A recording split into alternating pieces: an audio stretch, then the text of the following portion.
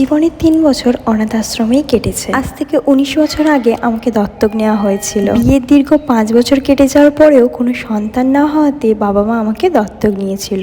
আমার এখনো মনে আছে আমার ৫ বছরের জন্মদিনটা অনেক বড় করে হয়েছিল।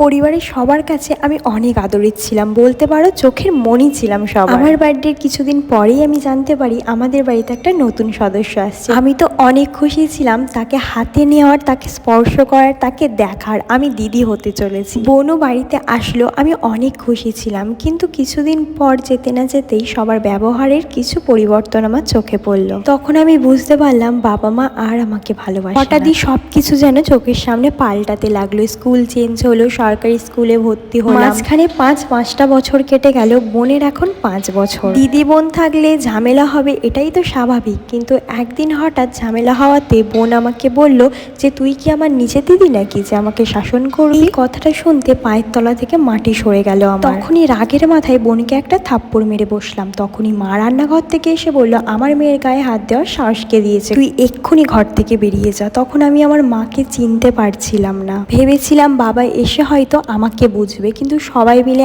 আমার উপরেই দোষারোপ করছে যে আমি ছোট বোনকে কেন মারলাম। আমি এক রাত অনেক কাঁদি, তারপর সিদ্ধান্ত নিয়ে আমি বাড়ি ছাড়বো। এখন আমি টিউশনি করি আর আমি একটা হোস্টেলে থাকি। আমি বাড়ি ছেড়ে চলে এসেছি, বাবা মাকে ছেড়ে নয়। যখনই বাবা মার আমার প্রয়োজন হবে আমি সর্বদা তাদের পাশে আছি। যে কথাগুলো আজকে তোমাদের সাথে শেয়ার করলাম এটা আমারই চোখে দেখা একটা সত্য ঘটনা। প্রয়োজন ফুরলে মানুষের গুরুত্ব কমে যায়, আর এটাই বাস্তব।